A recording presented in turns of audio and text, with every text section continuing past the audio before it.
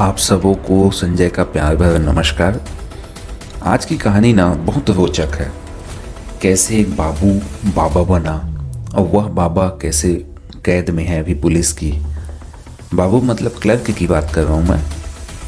और साथ ही देखेंगे कि भ्रष्टाचार कैसे किसी के जीवन को पूरा तबाह कर देता है।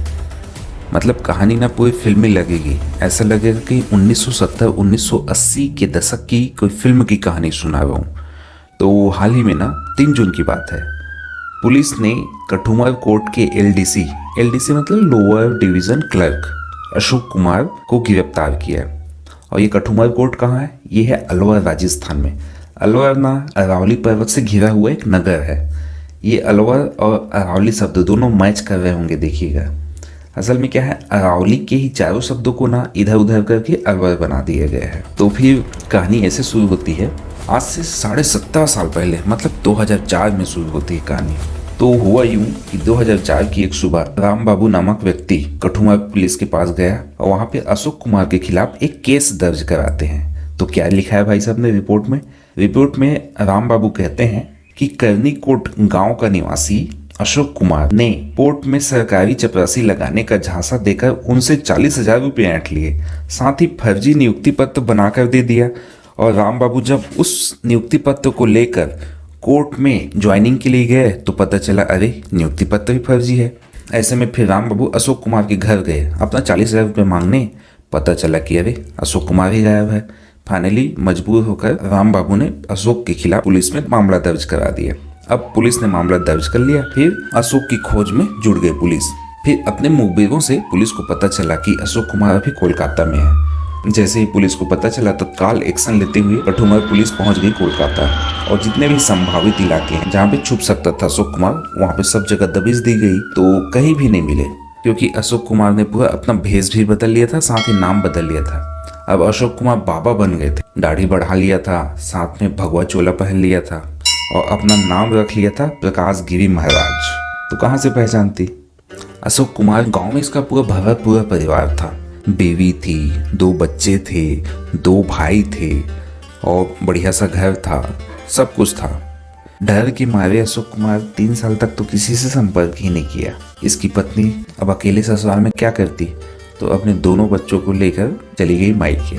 3 साल तक उन्होंने अशोक कुमार का इंतजार किया, राह देखती रही। जब फाइनली अशोक कुमार आए ही नहीं, उम्मीद ही मतलब खत्म हो गई।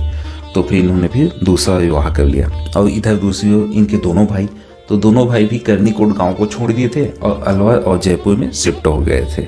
अब आ जाते हैं कहानी के दूसरे पार्ट में, मतलब अभी 2021-22 में। तो हुआ यूं, अक्टूबर 2021 के आसपास की बात है। इसको याद सताने लगी अपने बच्चों की, तो पूरा करना भी जरूरी है। तो कोलकाता से सीधा रवानगी हो गई अलवर की ओर। जब कोलकाता से अलवर आया तो ना ही वो अपना गांव गया करनीकोट, ना ही अपने बच्चों से मिला, ना ही अपने भाइयों से मिला, किसी से नहीं मिला। तो इन्होंने अपना ठिकाना बना लिया था, निवास बना लिया था एक मंदिर को, जो करनीकोट गांव से 20 किलोमीटर दूर है। अच्छा खासा मंदिर है, आसपास के लोग जाते ही रहते हैं।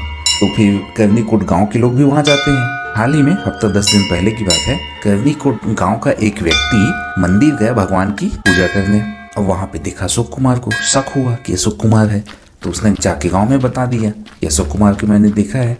इस बात पर गांव वालों को तो पहले यकीन ही नहीं हुआ, क्योंकि मामला 18 साल पहले का था।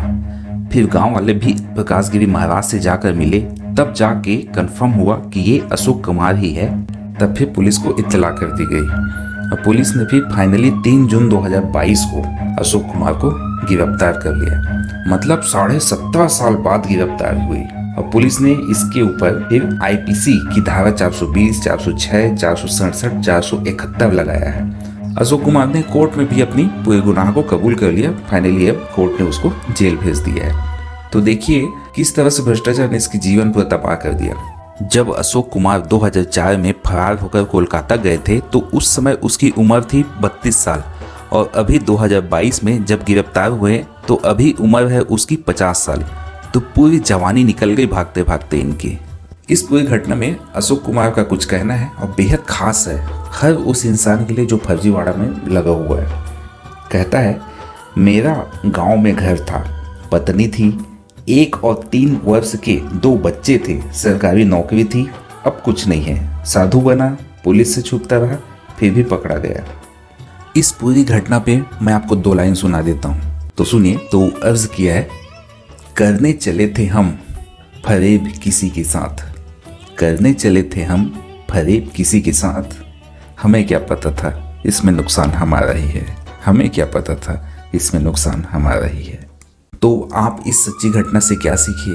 यही सीखे कि कितने भी क्राइम करके छुप जाओ, कहीं भी छुप जाओ, पकड़े जाओगे, क्योंकि कानून के हाथ बहुत लंबे होते हैं, पकड़े जाओगे।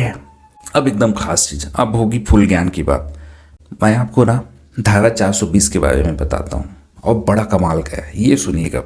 आपने कहीं ना कहीं किसी ना किसी के जुबान से ये बात सुनी होगी, जो लोग फर्जीवाड़ा करते हैं उनके लिए वो तो 420 ही है, या अरे तुम तो बड़े 420 ही हो यार, या वो तो 420 ही निकला। तो ये 420 शब्द कहाँ से आया? तो ये 420 शब्द यही आईपीसी की धारा 420 से आया है। धारा 420 कहता है कि कोई व्यक्ति किसी दूसरे व्यक्ति के साथ धोखा करता है, छल करता है, बेईमानी से किसी दूसरे व्यक्ति की बहुमूल्य संपत्ति या वस्तु में परिवर्तन करता है, उसे नष्ट करता है, या इस काम में किसी दूसरे की मदद करता है, तो उसके खिलाफ धारा 420 लगाई जा सकती है। इसके साथ ही कोई व्यक्ति स्वार्थ के लिए दूसरे के साथ जालसाजी करके, नकली हस्ताक्षर करके, आर्थिक या मानसिक दबाव बनाकर दूसरे की संपत्ति को अपने नाम करता है, तो उसके खिलाफ भी धारा 420 लगाई जा सकती है। इसमें अधिकतम सजा 7 साल की है, साथ में जुर्माना भी लगाते हैं भैया। और ना यह गैर जमानती व संज्ञेय अपराध की श्रेणी में आता है। मतलब सिंपल सी बात है, थाने से आपको जमानत नहीं मिलेगी, जमानत चाहिए तो सीधा सीधा जज साहब के पास अदालत जाना पड़ेगा, वहां फिर अदालत फैसला करेगा कि आपको जमानत मिलना चाहिए या नहीं मिलना चाहिए। तो वीडियो देखने के लिए बहुत बहुत धन्यवाद।